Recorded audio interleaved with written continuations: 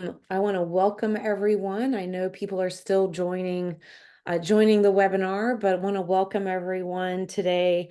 We have a pretty tight schedule, so want to get started immediately. We are so pleased to be here today to launch the Growing Inclusive Clusters report. We have a fantastic group of people from across the country to share their ideas and share their insights. As you are all joining, please note that there is a poll that should be popped up on your screen.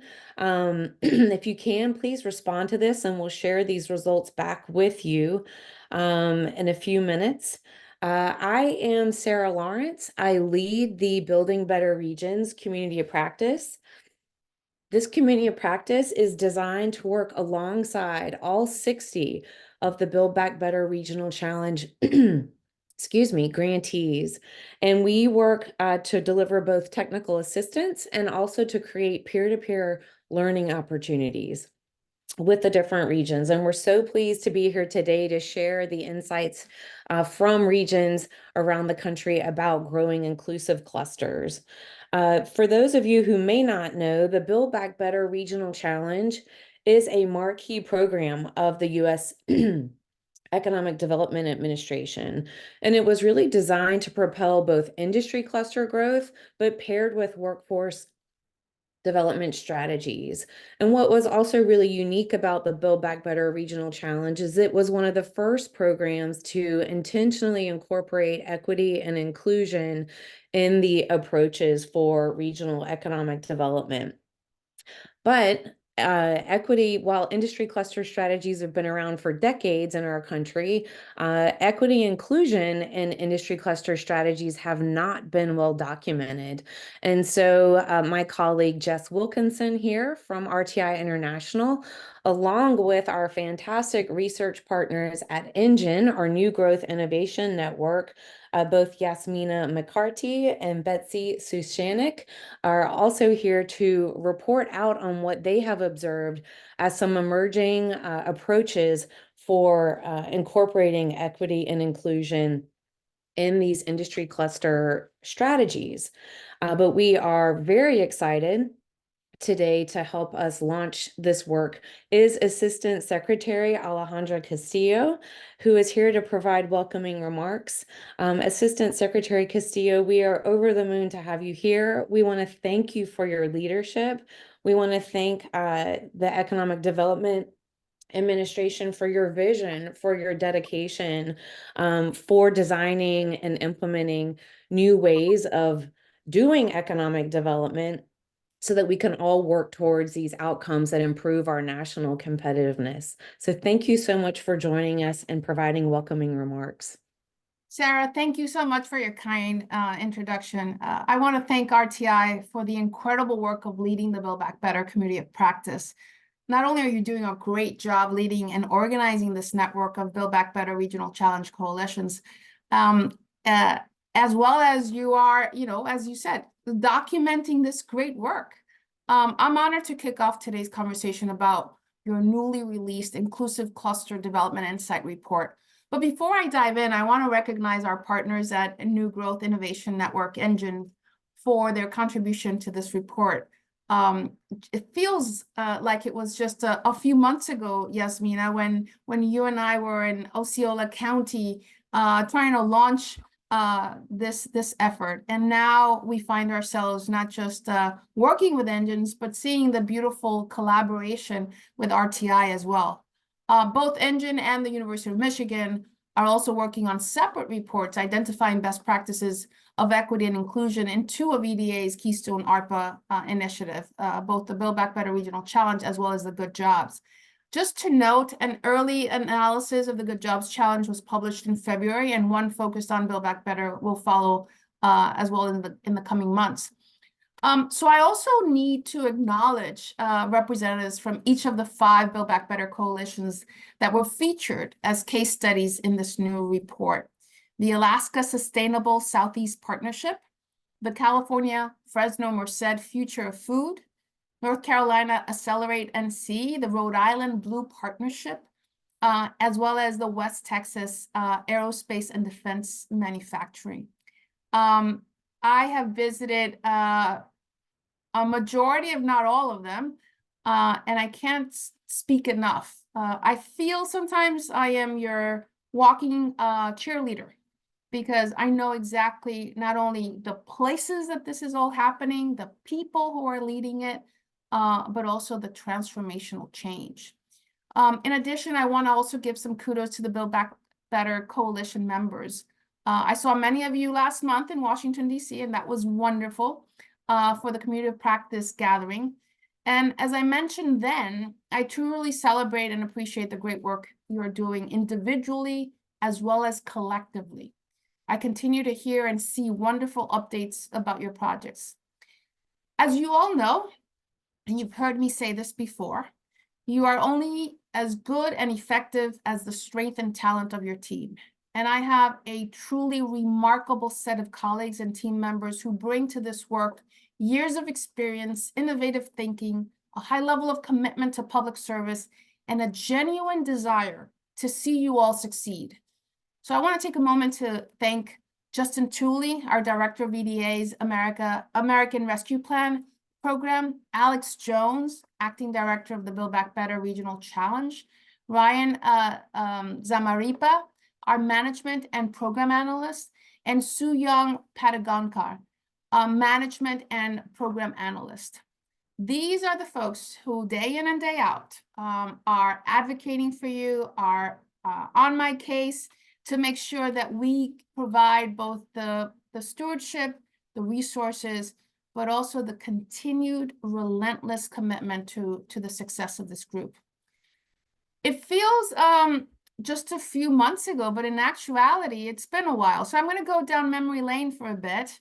As all of you know, back in July of 2021, EDA announced our brand new Build Back Better Regional Challenge program, a $1 billion program, regional cluster development competition.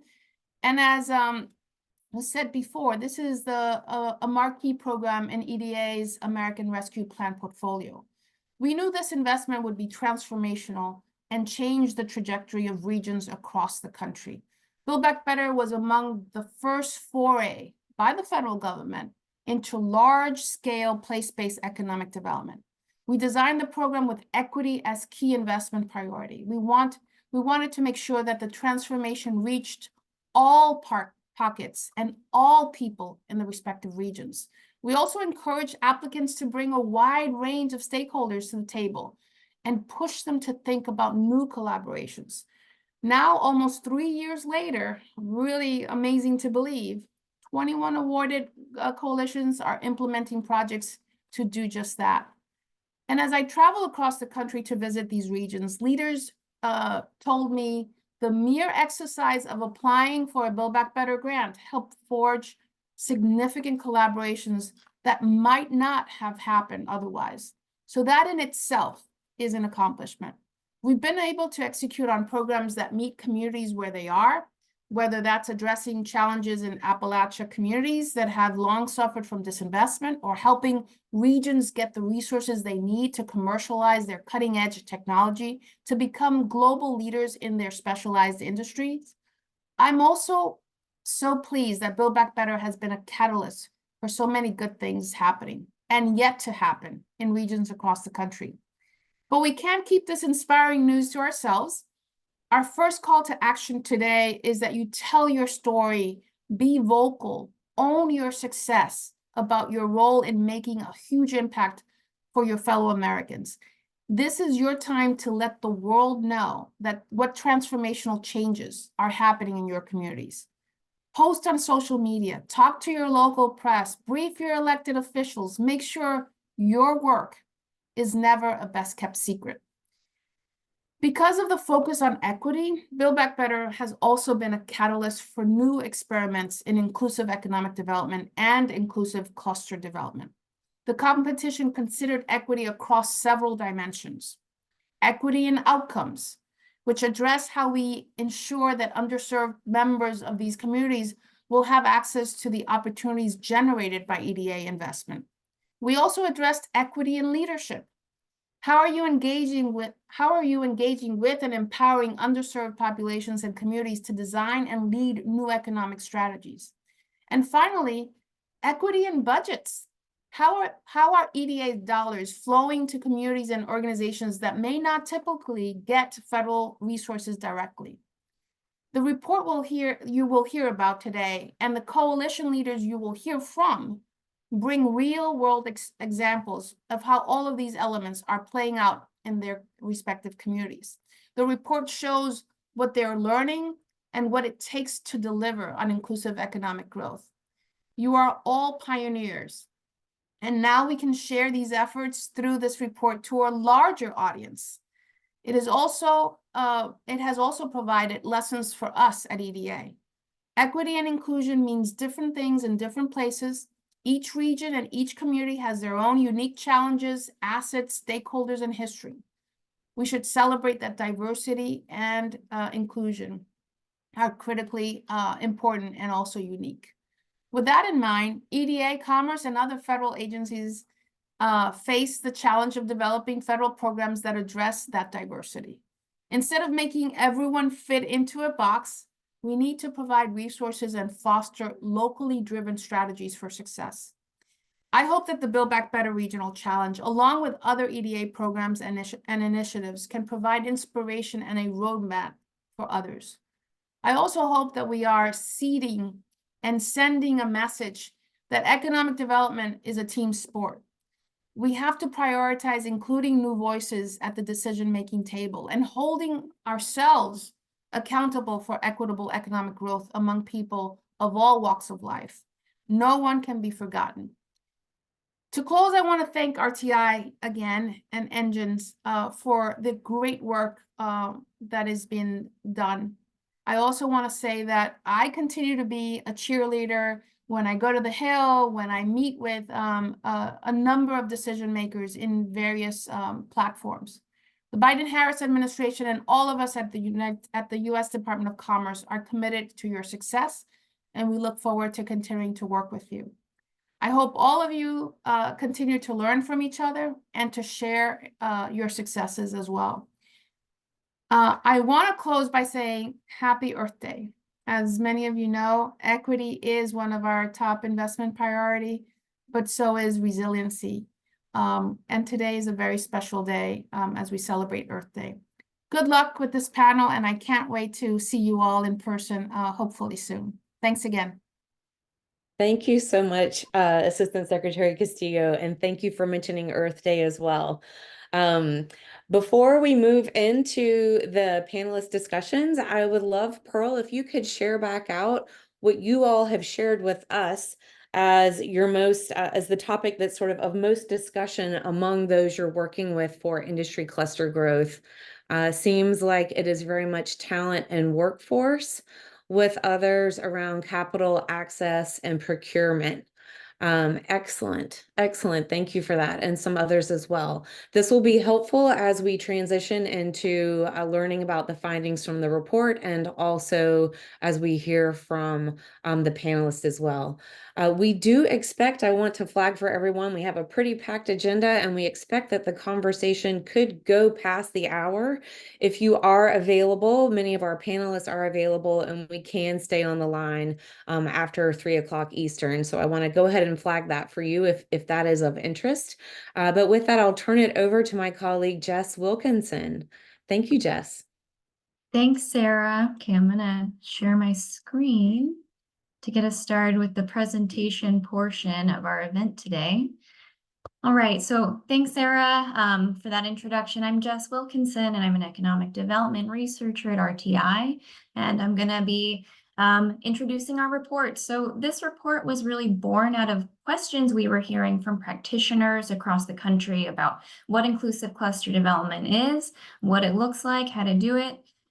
We started looking around and found that there's not, as the Assistant Secretary mentioned, a ton of work on inclusive cluster development in particular compared to inclusive economic development strategies in the field. There are some great reports out there with case studies, particularly around the Chicago Food and Beverage Cluster Strategy and the California Inland Empire Cluster Development Strategy that we referenced. So we interviewed people who worked on some of those strategies initiatives, took a look at the literature, and interviewed other researchers and practitioners. about how they see inclusive cluster development and how they're working towards it. So we hope that this report starts to fill that gap and to contribute to this conversation. All right, and with that, I'm going to pass it over to Betsy to get us started with the report.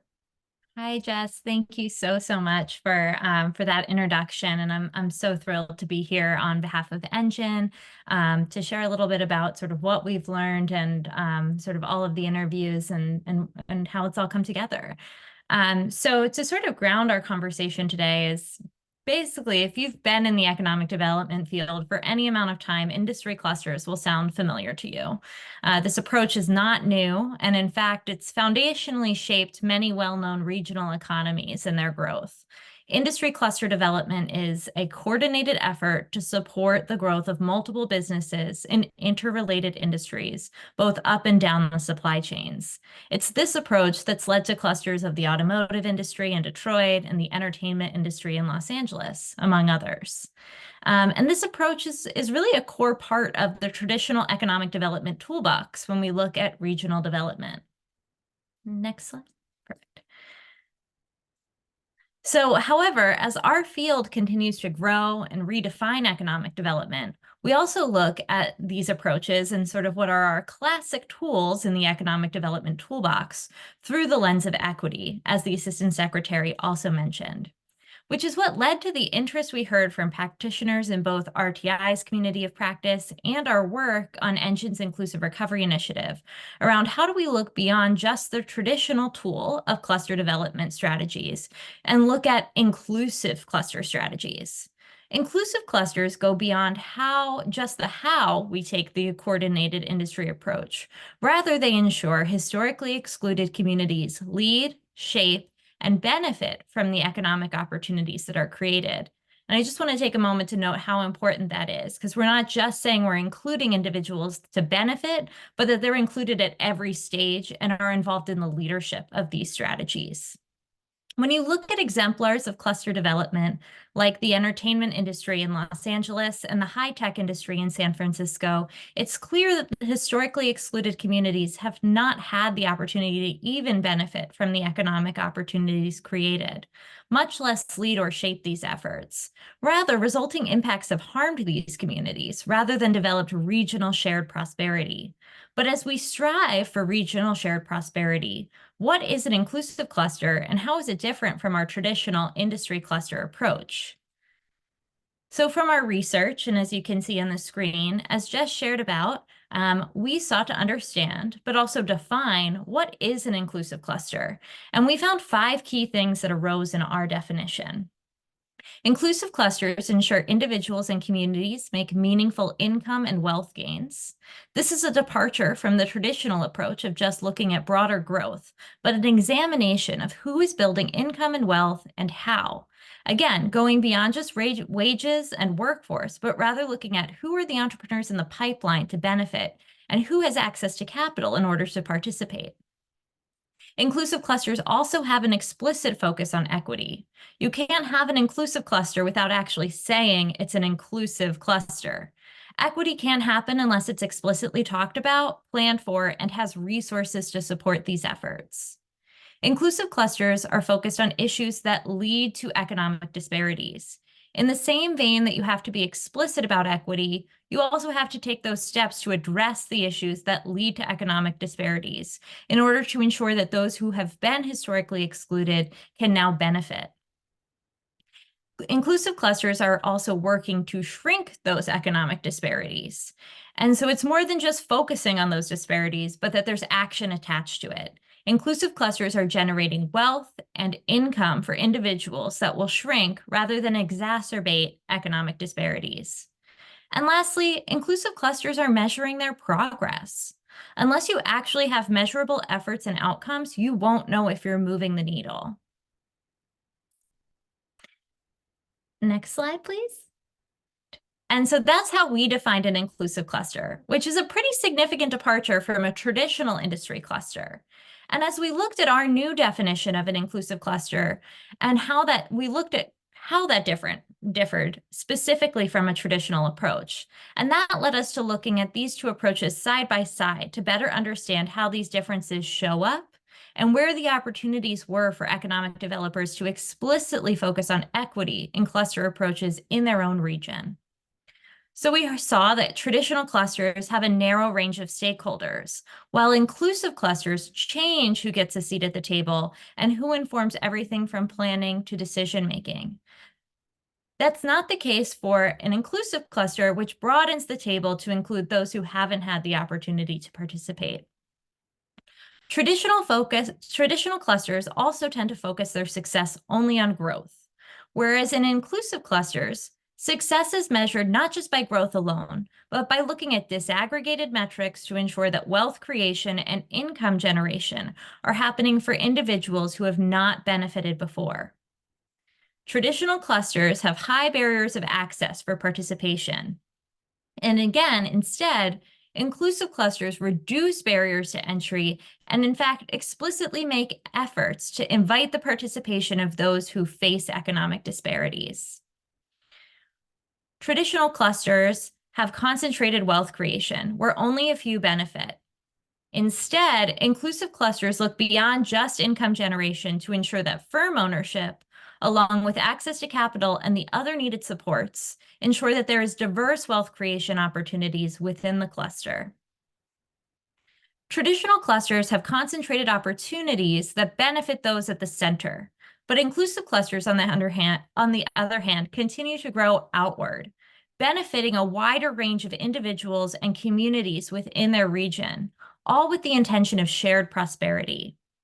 And with that, I'll pass it over to Jess to share further insights on our research that led to how we came to these insights. Thanks, Betsy. All right, so now that we've talked a bit about what an inclusive cluster strategy looks like or what an inclusive cluster is, we're going to talk a bit about how to grow an inclusive cluster. So we interviewed a set of economic development practitioners, researchers studying inclusive economic development and cluster development, and then members from the Build Back Better Regional Challenge Coalitions funded by EDA.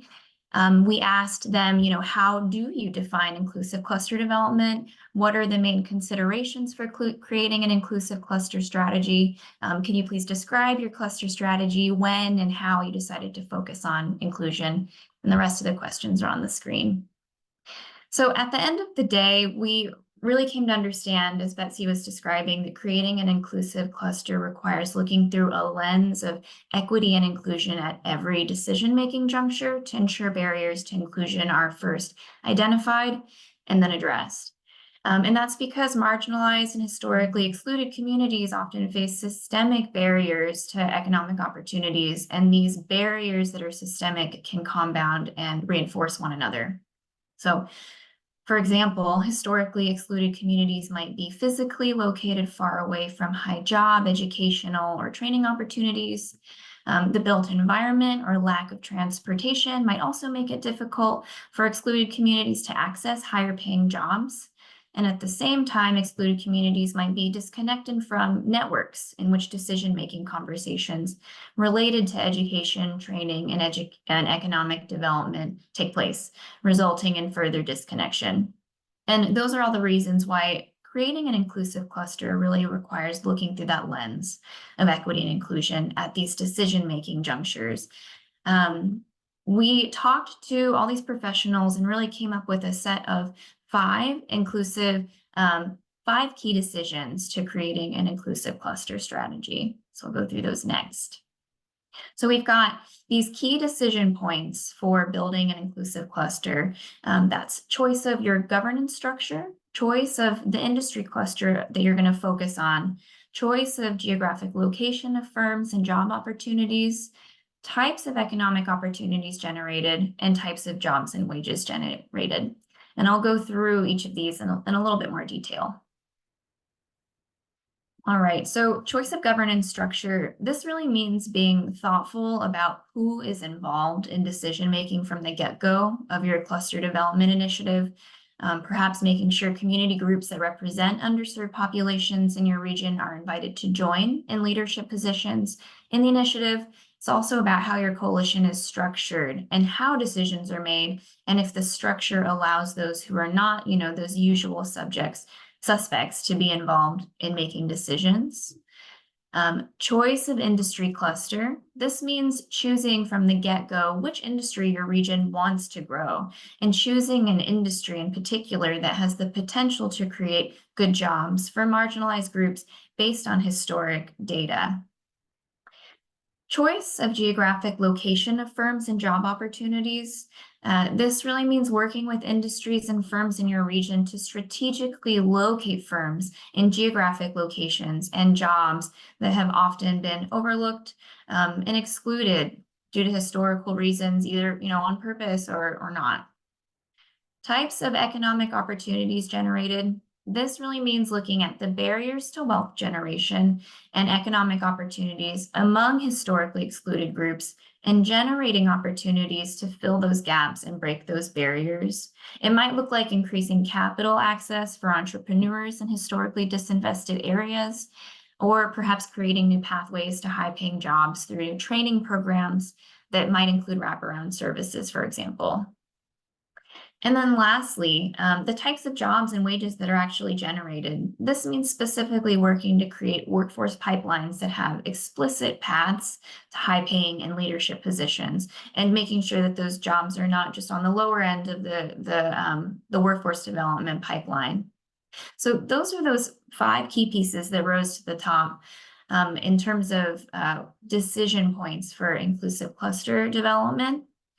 I know this is like pretty quick and dirty, but we want to get to the panel discussion. I encourage you to check out the report for a little bit more information. But we also wanted to share a few emerging lessons for inclusive cluster development. These didn't really fit in those 5 decision points, but these are themes that really rose to the top again and again in the conversations that we had. And the first one is the importance of starting with committed leadership in an inclusive cluster development strategy or initiative. We talked to a number of coalitions that had said, the reason why we had such equitable and inclusive outcomes is because our leadership was committed and able to communicate about it and bring that lens to every discussion as we were getting started. We also talked to some regional groups that had said that they talked about inclusion at the beginning, but when it came down to that governance structure, some of the usual suspects kind of dominated the room, and that outcomes probably weren't as equitable as they could have been had that leadership and been there from the get-go. Secondly, planning and budgeting for inclusion efforts, as the Assistant Secretary mentioned, something that was talked about a lot and how it played out in a few different ways. There were a few regional groups that had said, thank goodness we planned ahead and budgeted for inclusion, because those things might look like a lot of different ways, but they do cost money. It might be hiring a specific community engagement person whose job is to really go out into the community, and it's a full-time position. It might also look like funding wraparound services for a training program so people can access education and training opportunities. And those things cost money, obviously.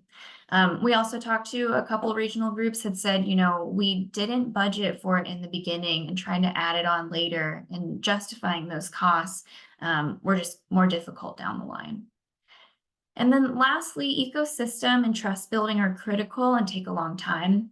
I think that sounds a little obvious, but it is something that we heard again and again and again, so wanted to just highlight it, that the coalitions and regional groups we talked to that were really able to hit the ground running with inclusive cluster development were those that had partnerships that had been in formation or had been working together for years, if not decades. And the importance of that. We also heard from folks that are newer coalitions that, it is a challenge, and it is a lot of work creating the partnerships and starting to work together from the get-go. And so just acknowledging that trust building, relationship building does take a long time, but it is critical. And if you're, in the beginning of the process, that, requires a long-term mindset and not necessarily going to be an overnight type of conversation. So with that, I'm going to go on to the next slide. There's also case studies in the report. There's 5 of them, and we're lucky enough to have people on the line, our panelists from each of these coalitions from North Carolina, Rhode Island, West Texas, Alaska, and Fresno, Merced, California. And I encourage everyone to check out these case studies in the report, and I'm going to pass it over to Yasmina so we can actually get to having conversations and talking about these initiatives. That's great. Thank you so much, Jess. Thank you, Betsy. And a special thank you to RTI for partnering on this work, but also convening such an important topic. And of course, thank you to the Assistant Secretary for really championing all the work that we are doing. It is my great pleasure to bring you 9 amazing regional economic leaders who are going to bring these stories to life and share with you the way they are living and breathing and doing inclusive clusters in their communities. Please remember these names, remember these organizations. You're going to want to hear more from them for sure. So just quickly as an overview, you're going to hear from the Alaska Sustainability Southeast Partnership, the California Fresno Merced Future of Food, North Carolina Accelerate NC, Rhode Island Grow Blue Partnership, and West Texas Aerospace and Defense Manufacturing. So with that, let's dive in with the questions. And just as a reminder, there is a Q&A function in your webinar features. Please go ahead and start to add your questions in. We will have time for some Q&A at the end. But please go ahead and start with your questions. All right, and so with that, we're going to kick off with Texas, and we can take the slides down so we can see everyone's amazing faces. And so really, this question is for Susie and Layla, who are representing the West Texas Aerospace and Defense Manufacturing. And we know that that is the focus in your region, aerospace and defense manufacturing. And we know that the types of opportunities generated for communities can vary greatly depending on the industry cluster. Can you share with us how equity played into your coalition's decision to focus on growing that particular industry in your region? Sure. So I'm Susie Bird. I'm the Executive Director of the Aerospace Center. With our sister center, the WM Keck Center for 3D Innovation, we have a 2-decade-long history of taking students who are underrepresented in STEM occupations. 82% of them are Latino, 40% are female. 2/3 are coming from families who earn less than $37,000, and half are the first in their family to attend college. And we're taking those students, they're working in our labs, and as a result, they're being placed into very high-paying aerospace, defense, and advanced manufacturing positions. Unfortunately, those positions are not in our region. So we know we have the talent, and we know we have the research to support that sector. We also know, because we visited up to 100 small and medium manufacturers in the region, most of them Latino-owned, many of them women-owned, that we have really great capabilities that could support aerospace and defense markets. But there's a lot of barriers to access. So we've designed our whole program of services around breaking down barriers to accessing aerospace and defense markets. I want to turn it over to my colleague Layla to talk a little bit also about that workforce. Hi, everybody. Thank you for having me. I'm Layla Melendez, CEO of the Workforce Board in Borderplex in El Paso mostly. So we're really proud to have partnered with the West Texas Aerospace Center as a workforce board, and workforce boards all across the country. But here in particular, we span a large group of the people that we serve, not just individuals that are unemployed and looking for work, but people that are already in the workforce. And we also have a tremendous amount of data of who those individuals are. And so partnering with the Aerospace Center, really looking at understanding who our workforce is and who our future workforce will be, capitalizing on all of that data and really making informed decisions on what pathways to put in individual people into and to elevate into. And so part of that data that we've done over the years has been really intentional, especially in looking at and defining in particular are underemployed. And in our region, we identified those individuals that have at least a high school diploma. A lot of those individuals have even some college, but are in jobs that are earning under our living wage in El Paso. So we consider those underemployed, and they have a wide range of experience. And so we can quickly elevate those individuals into better paying jobs, such as those in the advanced manufacturing sector. And additionally, we are already, because of who our role is as a workforce board, have also a tremendous network of other community-based partners that we rely on to provide that wraparound service to those individuals as they elevate in through the workforce, upskill and move through that. So we know that it's not always just a job or just the credential that an individual may need. It's the entire wraparound support service, including childcare, transportation, access to other community-based needs. So we bring in those partners with us in serving those individuals. So this really tight-knit collaboration together with the data helps us being really intentional of who we need to serve. Thank you so much, Layla. Thank you so much, Susie. I think what a transformational story of really leading from the assets that your region has and ensuring that those produce shared prosperity as you move into a higher growth, wealth creating industry. So exciting. Thank you so much. And now 2 states that you don't often hear in the same sentence from Texas. We're going to go straight over to Rhode Island.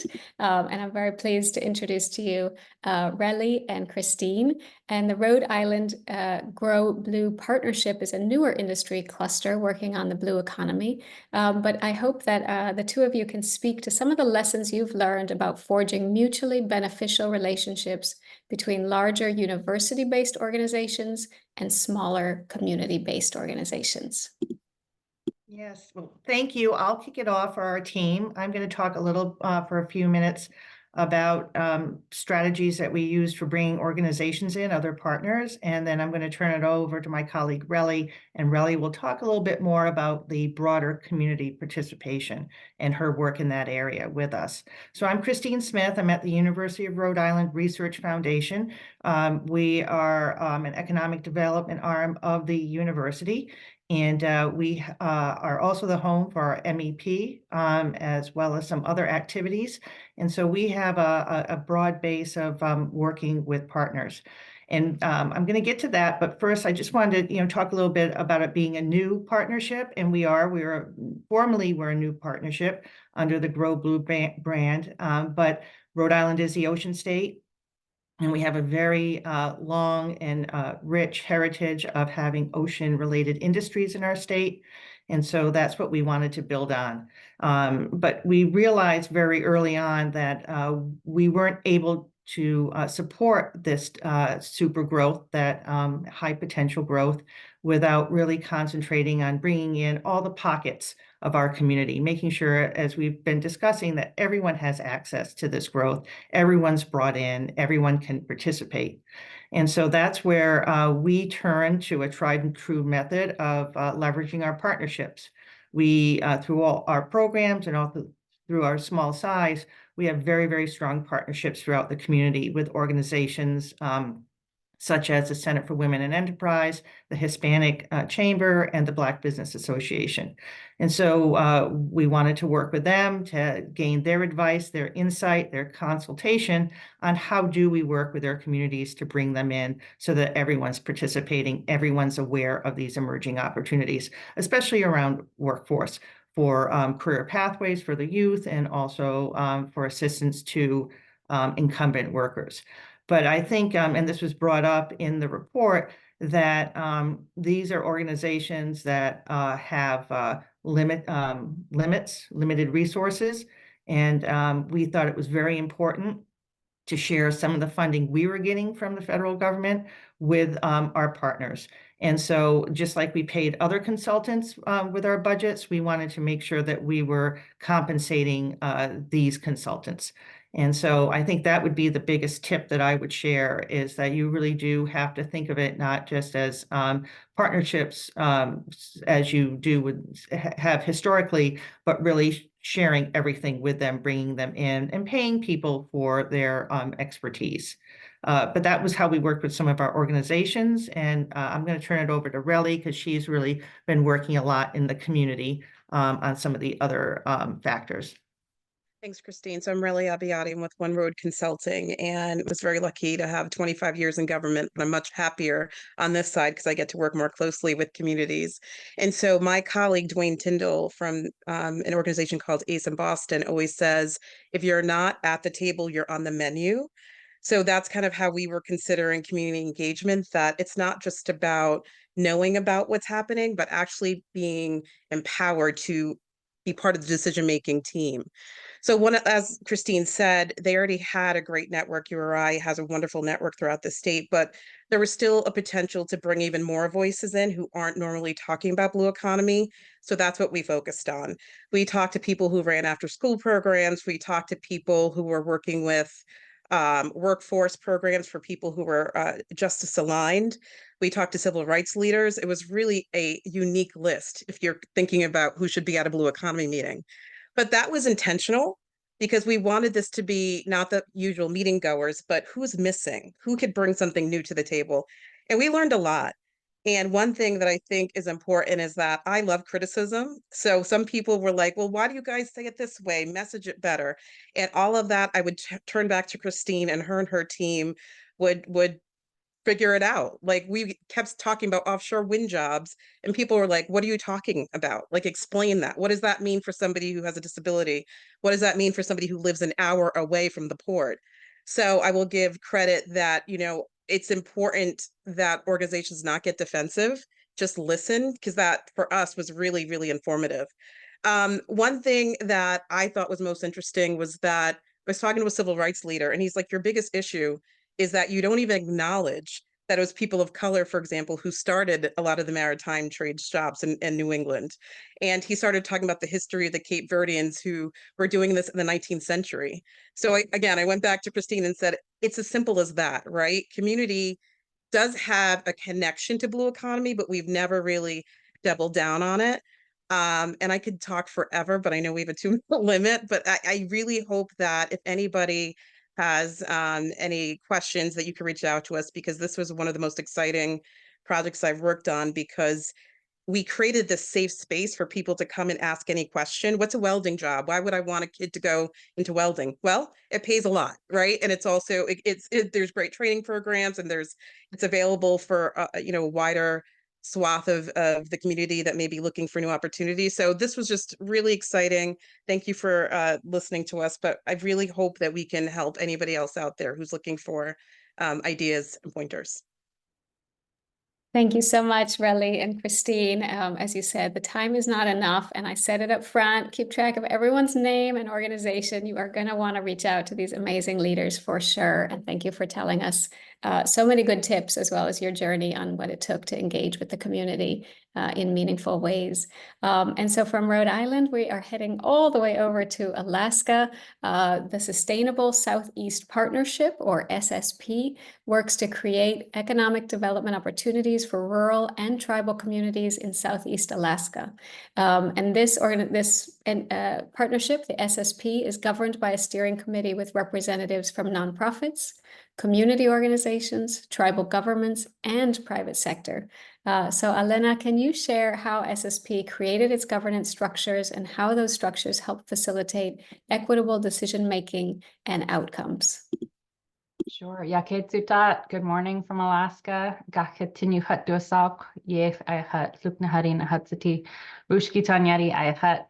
My English name is Elena Peterson. My Tlingit name is Gakitin. I just introduced myself in my Tlingit language.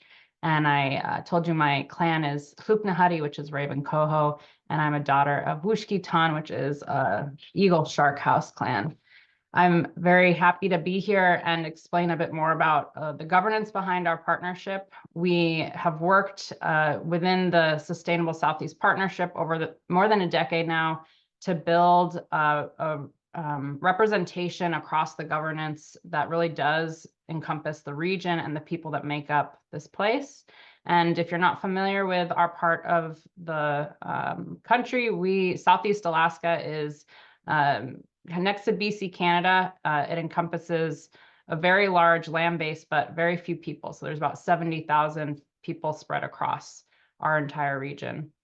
And so as the SSP got going in the early days, it didn't start with a lot of representation of the region. It was a few conservationists that really had this vision of a network that could change the way we've been working together in the region and be representative of all the different people and the diverse perspectives.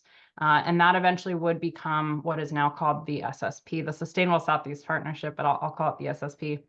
And so over that time, they really worked to heal relationships, as was mentioned earlier, specifically with Indigenous communities. And that started with the Sea Alaska and Ha'ani, the regional native corporation here. And so over a decade now, the SSP governance, as Yasmina mentioned, includes 11 people who are nominated by the partners of the network. And so the network is over 100 individuals and organizations that span the entire geography of Southeast Alaska. And they come together each year and nominate the folks that should be on the steering committee. And then that steering committee is actually appointed by the Spruce Root Board of Directors. So I work at Spruce Root as the executive director, and Spruce Root does have the fiduciary responsibility of all the funding that goes into the partnership. And so the support that the partnership gets includes a program director, as well as an administrative team, and annual convenings, monthly hangouts, many other things. And so all of this costs money, right? And so those functions are housed at Spruce Root, and the steering committee really oversees all of those functions and provides oversight, as well as recommending the annual budget for the SSP of about $3 million to the Spruce Root Board for annual approval. And those funds are used, as I mentioned, to support over 15 funded positions that we call catalysts. And those are across the network, as well as they get project funds. And this is equity. You know, we are the people on the ground doing the work, and we're the ones deciding how the fund should be deployed. And then we're decreasing the barriers for the people in our region to access that funding for their programs. And so with only 70,000 people, these are significant numbers and really make a huge change in people's ability to get things done.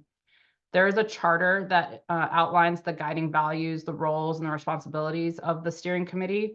And we, in recent years, have gone a step further and raised over 23 million of our own funding that we are investing, and the interest earned from that investment is used to fund the SSP budget. So this goes even further when we talk about equity. We are not reliant on other people's reporting or agendas. You know, we get to decide what that money is for and how it should be deployed over time. And someone mentioned, you know, the talent and workforce, or on the poll that was put out, as well as access to capital. And we really share as these being major areas of concern when it comes to equity. And so that's why we developed the Catalyst model that I mentioned. And I just really want to say thank you to EDA for understanding and supporting the importance of place-based work like the SSP that's happening across the country. I really believe that this is the solution to our shared prosperity. And, you know, when we come together and collaborate, we're really capable of anything. So Gunnath Chish, it's been a pleasure to be with you today. That's great. Thank you so much for telling that story from Alaska. I think really unique and innovative models on governance. And so we've heard about talent from West Texas. We have heard about community partnerships from Rhode Island, and now governance from Alaska. And so that brings up North Carolina Accelerate NC. And they have something I think quite unique, which is the Equity Navigators, who work with students throughout training and job placement efforts. And we saw in the poll that talent was a big area on people's mind on this call. So Sarah and Erica, how has having dedicated staff and funding for equitable community engagement changed your program and the results you are now seeing? Great, thanks for the question. My name is Sarah Imhoff. I'm the RICO for the Accelerate NC Life Sciences Manufacturing Coalition. Just a high level, and then I'll turn it over to Erica, who's really the brains on this particular question. but we are focused on about 3/4 of the state doing community engagement and outreach and workforce development training, both through our community college partners, which you'll hear about the equity navigators, as well as an entirely new network of training hubs on an HBCUs. And so really excited about that. All of them are having outreach in their communities, but this particular question is just spot on, and it really builds on a webinar you heard a couple of weeks ago from our Bulls Life Sciences Academy in Durham in an urban setting, where we are really connecting opportunity youth or all the other underrepresented populations we're trying to bring into the fold. But for this particular question, I'll turn it over to Dr. Vilsaint. She's the executive director for our Bio Network and Life Sciences work for our community college system. Thank you so much, Sarah. I really appreciate the introduction just now. And thank you to RTI for giving us an opportunity to speak on our equity navigators. So I will aim to be brief, but I'd like to highlight who BioNetwork is, as we are a provider of high quality economic and workforce development for biotechnology and life sciences in our area of North Carolina. And we do that through education, training, and of course, the provision of laboratory resources for all 58 community colleges, among which are 12, and among those are roughly 10 institutions who provide likewise the same type of education and training. And so that's what brings me to this discussion about our equity navigators. So I'd like to share with you all what their primary function is. I do believe it aligns with the goal of how they function within the network of community colleges that have already been established. And of course, this great organization, BioNetwork, who has been doing the work since 2004. So our pathway navigators essentially work to develop their area regions. And they do this through the formulation of outreach, relevant materials, and of course, best practices. And they work to spread information about careers that are accessible to them within the growing and budding, aspects of North Carolina's life science industries. In addition to that, they provide career and success coaching support as well. So these individuals are your boots on the ground. They're literally integrating into the local communities. They're having those pivotal conversations that are tied to folks regaining their trust as it relates to some of the things that seem to be outside of their reach. And that makes them a great contributor to the community colleges who are within those sometimes impoverished zones that could really use an influx of opportunity. And so in addition to the coaching, they also provide information relevant to employability. That is, training and assessments, and of course, job search information as well. And I think it's pivotal to know that these individuals connect with students, they connect with parents, they connect with, point persons within their relevant institutions. And that's what anchors them and keeps them a part of conversations on the ground and of course in our academic setting. So with that, I will pause and I will hand the reins back over. Thank you so much. And again, we don't have enough time to dig in, but thank you for just giving us that flavor. And I hope for all that 55% who said talent was the biggest thing on their mind, that they were listening to some of those great ideas that you covered. And so we have one last coalition we're going to hear from. And so that is a reminder, if you're listening, please go ahead and put your questions in the Q&A, because we do have some time for that at the end. And so joining us now is our California Fresno Merced Future of Food. And this coalition has had some very direct conversations about the history and the impact of racism in the region. And so this is a question for Cesar and Kimberly, who are both joining us from the region. Can you share with us how your coalition worked to get everyone on the same page with regards to equity? And also, how did you go about having some of these tough conversations? And what is the impact that you've seen in your coalition's work, having invested the time in these conversations? Thank you, Jasmina. We had lots of formal, informal meetings, conversations, one-on-ones. Why? Because sometimes these types of conversations, people or individuals they don't feel comfortable sharing in a survey or in front of a lot of people. So we have to be very creative and do informally through surveys and, and again, one-on-one conversations. The other aspect is getting like-minded individuals and organizations. It's crucial. Now, we didn't do that so we can all agree on everything, but we noticed that bringing together like-minded individuals, it helps you to run towards the same finish line, so to speak. You know, we all are committed for the same goal. So bringing them together with the same mindset and goal, it was very helpful. Of course, everybody brought their own perspective. You know, bringing together groups, leaders, organizations that were representing, you know, government entities, local, state, counties.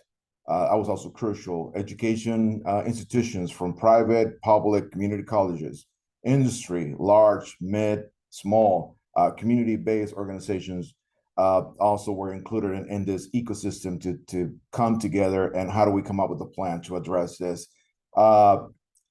We have about 230 partners in this ecosystem. So it's a large group. Now, one of the examples, you know, trying to measure how this impacted is through one of the main components of our initiative, which is called AgTech. We brought together, you know, industry, 8 community colleges, and of course, you know, organizations that have solid experience in working with farm workers.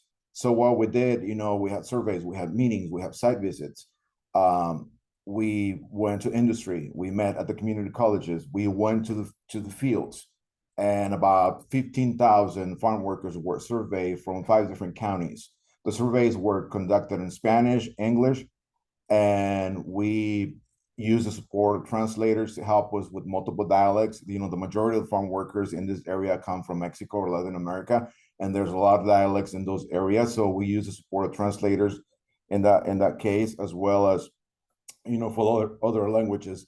Now, we went to them. You know, we went to the fields to survey, and, you know, we didn't send them a link and join this link and do it online. No, we didn't do that. We went to them. We went to the industry. We met at their sites. You know, we went to the community colleges. So it wasn't like, here's a survey, here's a big meeting, you know, let's all get together and then give emails what you think or what you want to do. No, and it was long meetings and groups and one-on-ones. You know, you don't survey 15,000 people in one day. You know, this is a long journey, and bringing together 8 community colleges to agree on how to create a curriculum that is going to provide an upward mobility for farm workers doesn't happen overnight. So it was months and months and months of working together with industry, farm workers, and community colleges. So now this curriculum is going to be implemented fall of this year, and enrollment for students is already on the way. So that was a major outcome and success. Now I would like to pass it on to Dr. Kimberly Gibson from University of California, Merced. She's part of that effort. So what are we going to keep doing, you know, to sustain this part of this component of the initiative? Thanks, Cesar. As he said, I'm Kimberly Gibson, and I'm a postdoctoral scholar focusing on inclusive innovation at the University of California, Merced. And UC Merced is really positioned well as the premier research institution of the Central Valley. But what is so unique about this project is, as Cesar mentioned, the real commitment to focusing on partnering with community colleges and education at all levels, and meeting people where they're at in terms of their ability to access education and dedicate time to earning and learning new skills. So what I think is really special about F3 going forward is that focus on inclusion, and simultaneously we're working on our research to develop technology that will make that inclusion a continued focus going forward as we transform our agricultural economy. And that means testing our technology in the field with farm workers, gathering really clear feedback, but also having those farm workers at the table for designs as much as possible and including them in every stage of the process. So I'll close there, but I'll look forward to questions later. Thank you both so much. And we are at the end of the hour, but as Sarah said at the start of the call, we can stay on a little bit longer, and we will keep going through these Q&As.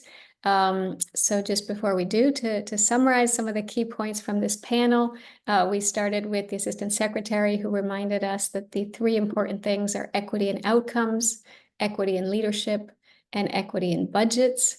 We then heard from these amazing regional economic leaders across 5 different coalitions, the importance of what your governance structure looks like, the actual choice of your focus of industry cluster, the location of your firms, the type of economic opportunities generated, and the types of jobs and wages generated. And I think a real through line through everyone's presentation was the importance of the authentic and intentional engagement in communities and meeting folks where they are rather than where you are. And so I think we heard amazing examples of that. And so before we dive into the Q&A, I'm going to pass it back to Sarah Lawrence to close us out, but then we'll keep going with questions. Thank you, Yasmina. Thank you for that tremendous facilitation. And of course, thank you to all the panelists who shared your examples so generously.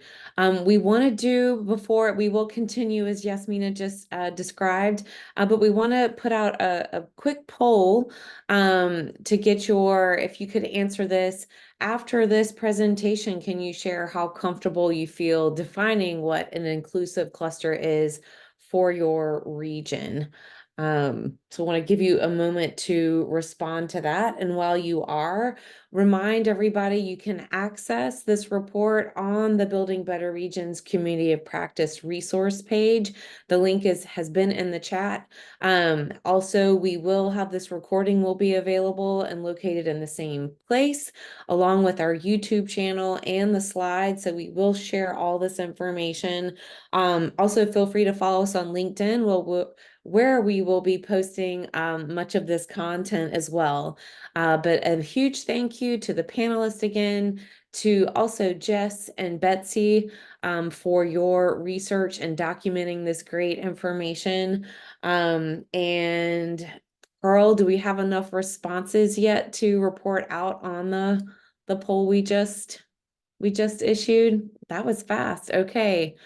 Very comfortable, but the majority of folks are somewhat comfortable with no one so far being uncomfortable. So thank you for sharing that information. With that, we know we're just 1 minute past and many of you may need to drop.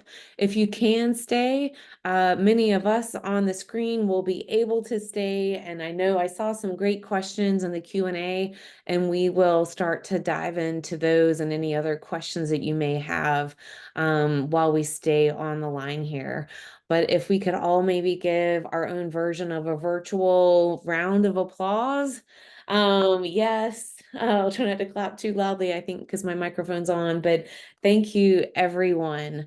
And as anybody may be signing off, Jess, I'll turn it back over to you if you like to go through, you and Yasmina, if you want to go back to some of the questions as we engage with panelists further who can stay.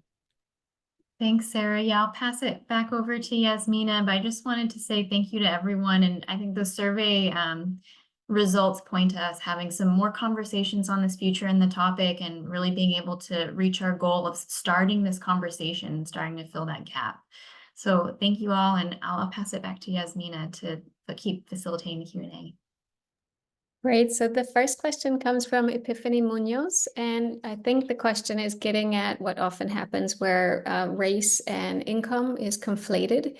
And so her question says, is it possible for demographic reporting to be required to be broken down by race? Not every person of color belongs to an underrepresented community, yet our programs sometimes continue to be viewed as equitable when they are not necessarily.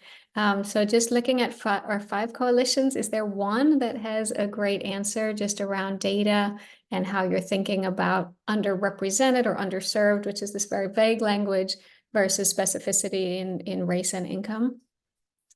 Erica, I see you nodding your head. Was that because you wanted to answer? I can certainly contribute. I would have to say that with most opportunities like within our state, there's like the NC workforce credential. There is a condition of having to provide data, and oftentimes they are looking at metrics that are tied to demographics for sure. around race, ethnicity, and then sometimes on occasion, there might be a condition around, you to provide data post job placement. So I think that's a valid question. And I would have to say that the North Carolina Community College system does have an amazing dashboard and statisticians who collect that information from our colleges. And so programming feeds into that relevant to the life sciences.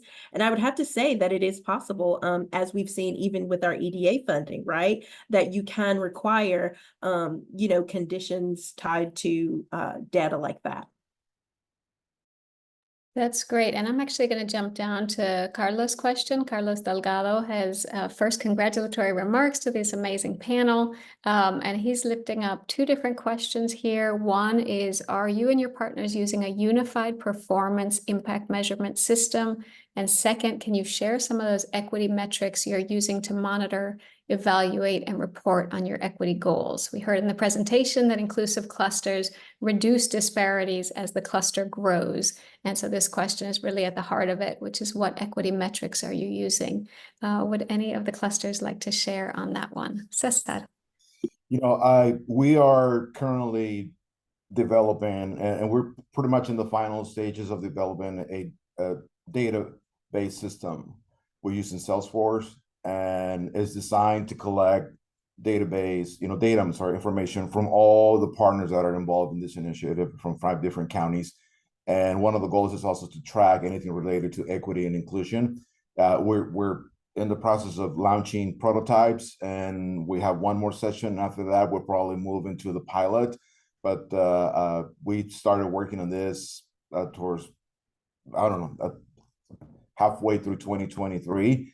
And we're almost ready to launch, like I said. And it's one system that is going to collect data from all the partners that are involved in this initiative. And then we'll use this database to communicate, to the rest of the world, including obviously EDA, and it's tied with communication strategies, community outreach as well. So, and we connect data with all of that.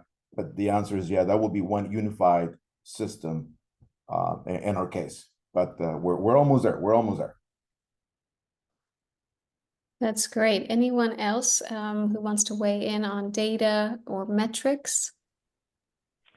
I'll just say for our small and medium manufacturers that we also are using Salesforce, and it's also a process. I think we're almost live, and we're cataloging obviously demographic information of the ownership, the size of the company. And then as we go through this process working with them, we also want to understand what the result of all of our services were to support their growth. We did not get funded for our training program through the Build Back Better, but we did get funded through NSF Regional Innovation Engine. So Layla and I and the El Paso Community College will start working on the design of data capture for that. And our sole focus for the training will be a growth in income and a good job at the end of it. I'll chime into that as well. The workforce boards have direct access to wage data. So we do identify, placement into employment, and then we can track future wage earnings for an individual. We do that, a few quarters after they are placed. So we do track for a long period of time the sustainability of individuals into those other jobs. So we tie all that back together and ensure that there is long-term sustainment. Go ahead, Cesar. I just want to quickly add an example that I forgot to mention that is related to the ag tech and the farm workers. We are in the process of developing an app that is going to track farm workers that go to the community colleges. Then we'll track how many have enrolled, how many have they stayed, enrolled, how many have finished. And what's most important for us is how many of them have actually have had access to an upward mobility, meaning are they making more money? Have they been promoted? So we can measure the economic impact, not just for the local economy, but for them. But this is an app that we'll be using. It's also almost complete. That's great. Thank you, Erica, Cesar, Susie, and Leila for those rich answers on data, demographics, inputs, outputs, and outcomes. Very, very helpful. I'd love to actually jump down to the bottom of the Q&A, which is Flo Nicholas. And so from metrics, this is a question on money and budget. And I think that came up very clearly in the Rhode Island story. The question here is, in my observation, individuals from marginalized, underserved, and underrepresented communities witness significant investments flowing into designated tech hubs. However, they often find themselves urged to participate in boards and volunteer their time without compensation. Are there other clusters establishing paid positions for board members or equity committees? Is there a coalition who'd like to jump in on that question?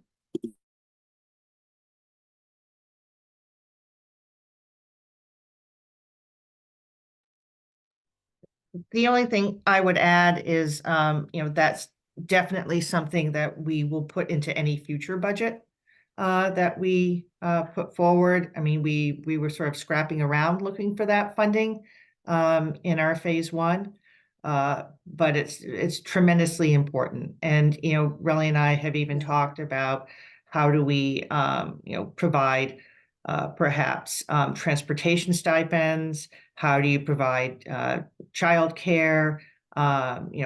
Again, how do you meet the needs to enable everyone to have access to participation?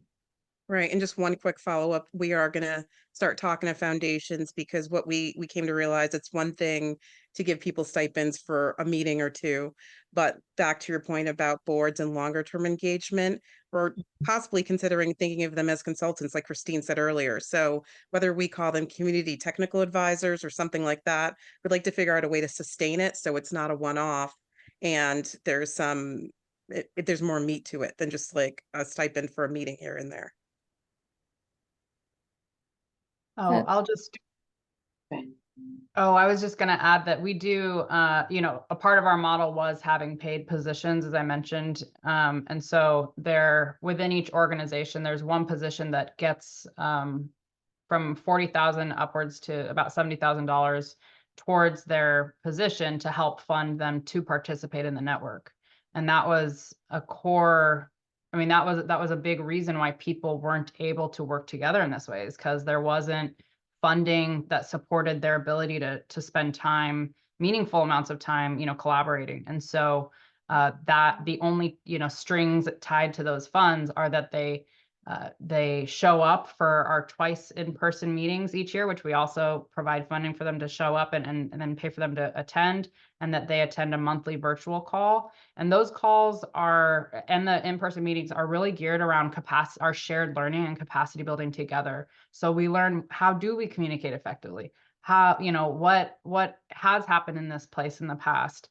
What are different strategies and approaches? How do we learn from other regions on how to do collective impact work? And so it's less about the projects, which I think oftentimes is where the attention gets put, but more about our shared learning and an ability to do better together. And so oftentimes, again, people don't get paid, and there's not funding to pay for those sorts of activities. And so we really make sure that the funds that we're using and the time that we have and any other resources we put in are really creating value in ways that people aren't able to access in all the other many things that they do in their day-to-day jobs. And so I do think this is very important, and it was a core part of how we modeled our network. That's great. Thank you all so much. So we have two last questions, which I'm hoping will be quick ones, and then I'll just do a quick round robin sort of everyone's final call to action or key takeaway that you hope everyone walks away on this topic on inclusive clusters. So we have one question on community college students and what kind of challenges they may or may not be facing in funding. And I'll look to the folks in North Carolina to help me with that one. And then we have a question for Fresno around the role of corporations and farm workers and what that looks like. So if we can do quick answers on that, and then we'll go back and do just a final closeout call to action. All right, I will jump in on this one. So I would have to say, yes, there are some challenges, but I think the bigger issue, right, is regarding their awareness of the opportunities that are available to them, because oftentimes our community colleges have things like Wake Tech Stream, where they are fully funded over the course of their initial, at least, degree program or associate's degree program that they choose to partake in. So I think that's the larger issue, but I think the community college system does a great job of addressing the other funding issues, which by way of, you know, the nature of going to school can come into play. And that, you know, is along the lines of like childcare and things like that. A lot of our institutions, or at least the one that comes right to my mind straight away, is Forsyth, and how they have a great childcare program for students.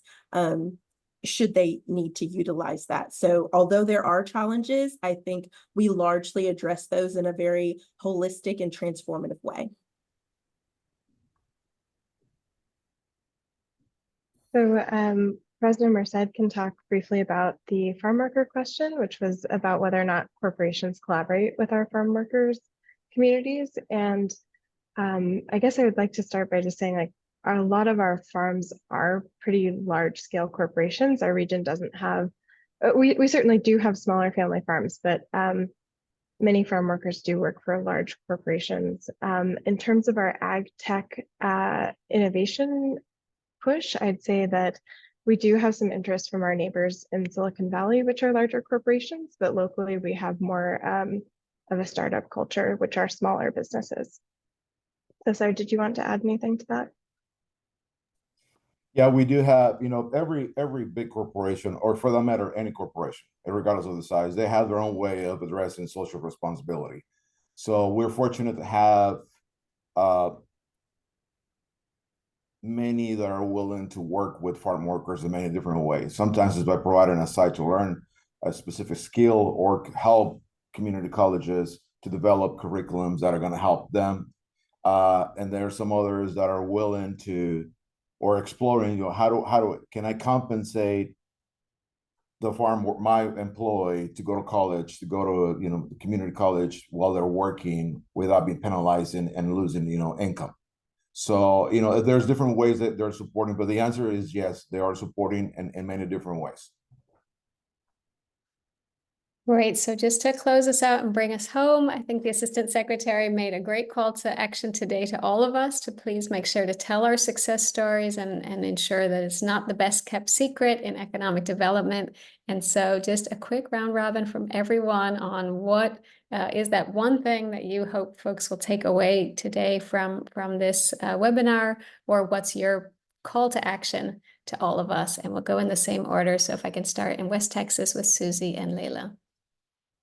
You know, one of the things that I have, like talking about this work and talking about equity, if you just need to make sure that everybody on your team is fueled by that mission, because they will make things happen that maybe are not in a plan. Or, I mean, if they're about providing opportunity for anybody that knocks on the door and has an aspiration, you will make it happen.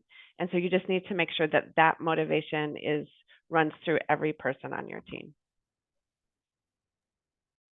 I think part of also something that I think is really important, and when we talk about different programs and pathways, is that the design of those pathways is really important.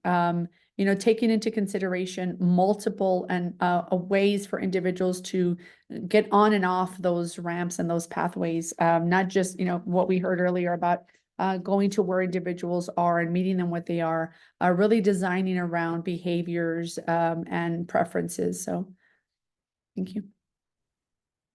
Great. Back up to Rhode Island, Relly and Christine. I guess one thing that comes to mind to me is that it's human nature to want to contribute, to be involved. And I think it's really incumbent on professionals like us who are working on these programs to, you know, make sure that anyone who does want to be involved can be involved. And we really think about what barriers are there, or barriers even that we put forward, and try to erase those. And my quick one is just a reminder that we all, and this is mostly for us as well, be patient and take the time to do trust building, because there is trauma and various things that have happened in some communities. And I think as allies, we are in a rush to fix things and help and engage and do all this great stuff, but we haven't paused to listen. And I like to play a therapist for the entire state. So I think that we should all pause, listen to the people we're trying to engage with before we go too fast. Great, thank you so much. Elena? Yeah, really. I said what I would have said, which is just that you know, we need to get out of our silos and really commit to relationship building in order to do this type of coalition or cluster work, and it doesn't happen overnight. And if folks aren't showing up, you know, that's an indicator that there's more work to be done, not that we have to just move on. So I would just, yeah, I echo those sentiments, and I'll invite my colleague Bob, who's also on, if he has any final thoughts too. Yeah, thanks, Elena. I would add, you know, just sort of touching back with Christine's comment about human nature and what Elena just mentioned about, you know, folks showing up or not showing up.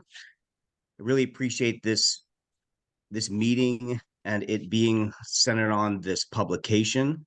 It's one form of storytelling, sort of getting the message out that this stuff works. We do a lot of storytelling in a variety of media formats, video, blog posts, local newspapers, etc. It's very clear just with the success of our partnership and Elena's organization in particular that people are hungry for this approach, and we just need to tell the story. And I think more and more will pile on. So thank you. That's great. And I think we are heading over to North Carolina next, Sarah and Erica.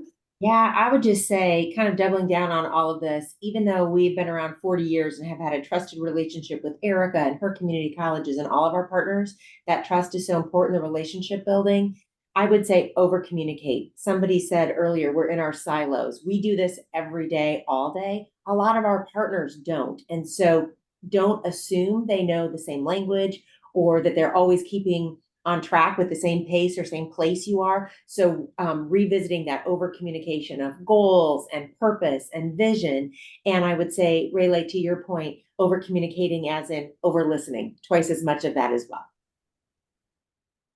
Yeah, at this point, I think there's nothing too much to add that my partners here have not added. But again, just keeping in mind that human component to the work, because oftentimes in wanting to do so much good, those that are truly in need remain in need. And so I think there is a sensitivity to that we must all hold at the forefront of our work so that those who we are doing the work for aren't forgotten in the midst of our good doing. So that's my point. Thank you. And you're right. Now, as we come to California, a lot of amazing things have already been said, but Cesar, Kimberly, if you have anything else to add, we would love to hear it. You know what? A journey is a collection of thousands, if not millions of steps. So this is one of those things that it may be seen as very complex.